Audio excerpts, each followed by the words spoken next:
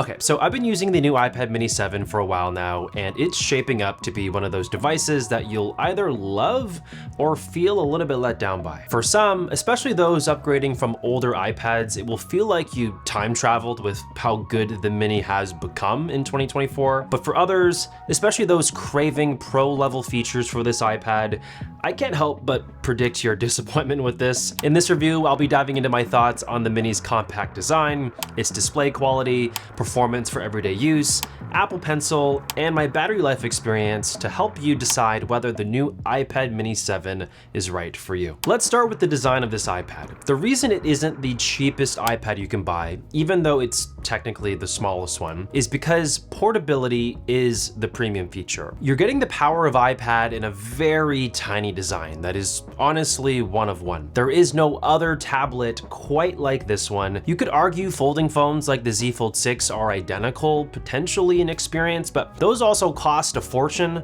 while the iPad mini starts at a very competitive price of $499. I think anyone who is upgrading from a really old iPad mini will love that the design has stayed true to itself. And you'll be happy to see a newer Liquid Retina display, which I'll talk about more in depth soon in this video, a new camera, the slimmed down bezels and the removal of a home button, a much more modern design with fun color options, and then some. But for those who have had newish iPads in the last few years, this iPad mini may feel a bit dated and more of the same. It definitely does for me personally. Like when I look at those bezels, while they are slimmer than the much older iPad minis, they are too thick and large for my taste in 2024, especially when you hold a new iPhone next to this. It honestly makes the mini look a little bit ancient to me. I can't help but feel this was a missed opportunity to slim down things a bit with this iPad, but regardless of where you sit on the spectrum of how this iPad should look, I think ergonomically, everyone is going to love this. It's so easy to hold this with one hand.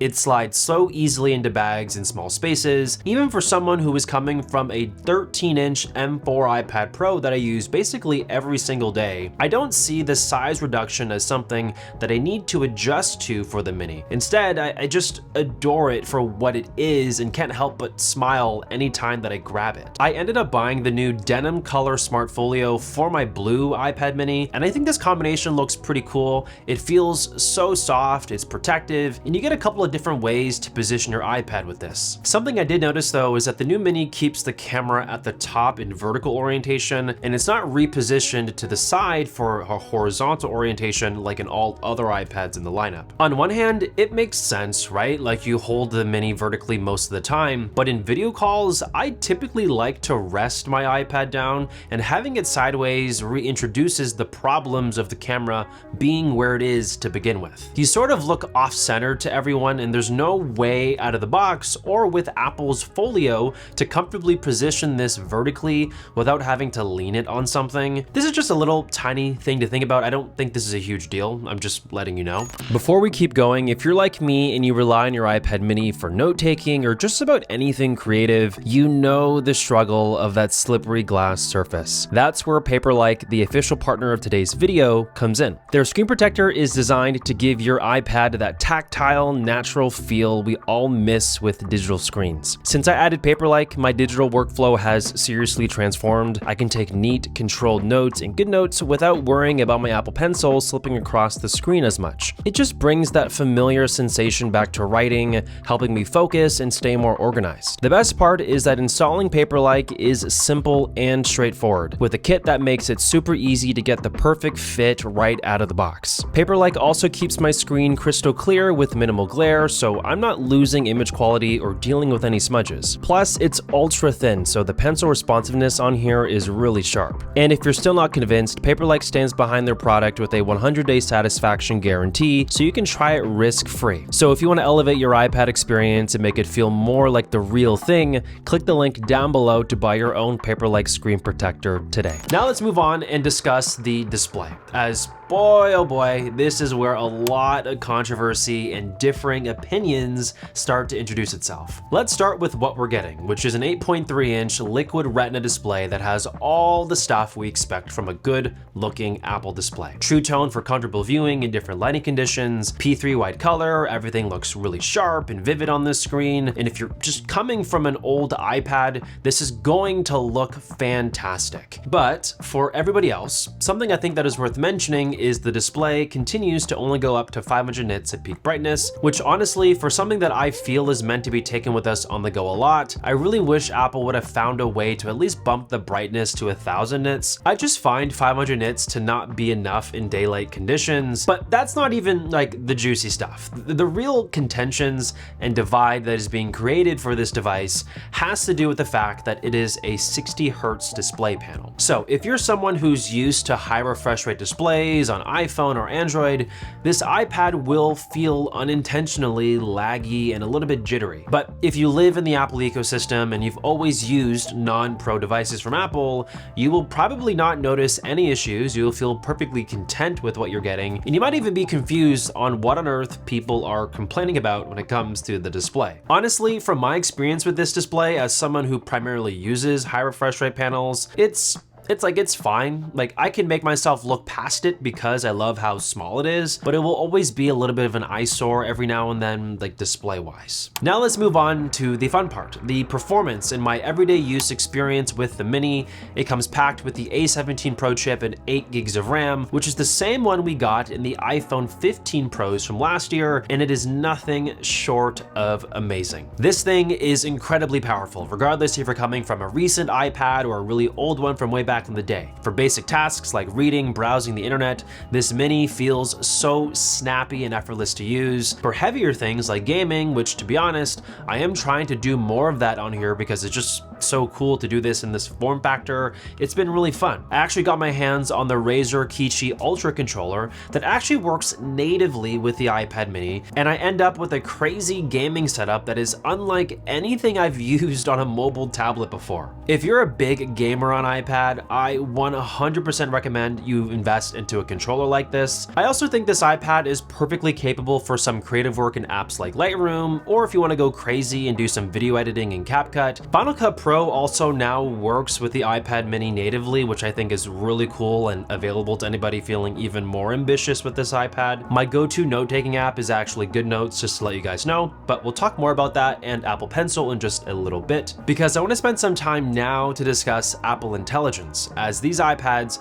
launch with the commitment from Apple that they will bring a slew of useful AI features for at least, I'm going to assume, like 5 to 7 years with this device, which is a really big deal. And it's actually the cheapest entry, if you think about it, into Apple's AI ecosystem, which more people should probably pay attention to, because if you consider how expensive iPhones are, you might be someone that really wants to play around with these new Apple Intelligence features, but you just can't afford or buy those expensive iPhones. But now you can try those features with something as cheap as the iPad Mini. Out of the box today, if you update your new Mini to the iOS 18.1 update, we get access to writing tools that help modify and enhance our writing. You get a redesigned Siri with a glow when you summon it, and the ability to type to it directly, and even the ability to clean up a photo and remove any unwanted things in the background. And if you're open to opting into the developer beta, you can also dive into testing things like ChatGPT on iPad that's built right into Siri, and things like Image Playground that lets you generate images on device. Just like a lot of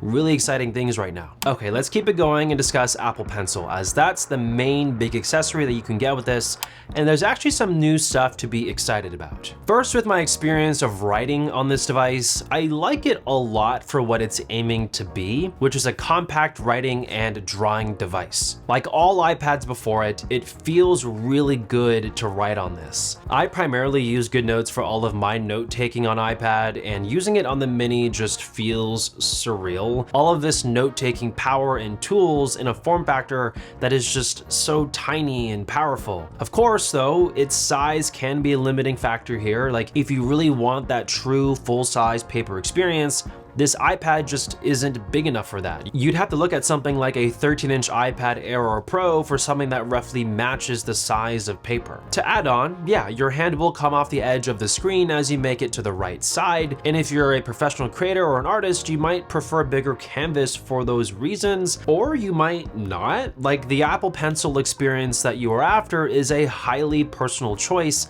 and the one you get on the Mini is just objectively not a bad one. It's an intentionally unique experience for those who want something a lot smaller. As for the features, this iPad now supports Apple Pencil Pro, which allows things like squeezing of the pencil to get access to on-screen tools, which is incredibly useful in apps like GoodNotes, or the fact that now when you hover your pencil over the screen, you get visual feedback of it hovering, which is really cool. Now let's touch on battery life. So for starters, if you're coming from an old iPad mini, the battery life on this is guaranteed to be a lot better than what you're used to. It is rated to be about 10 hours on a single charge with mixed usage, so more or less all-day battery. I would say that if you are the kind of person to do a lot on an iPad, like you're constantly using this iPad on 5G and you're doing a bunch of multitasking and a lot of heavy stuff, you can easily expect to kill this iPad in a day and have battery life like less than 6 hours, I would say, which can feel on the lower end at times. I would recommend actually keeping a power bank with you if you do plan on using the Mini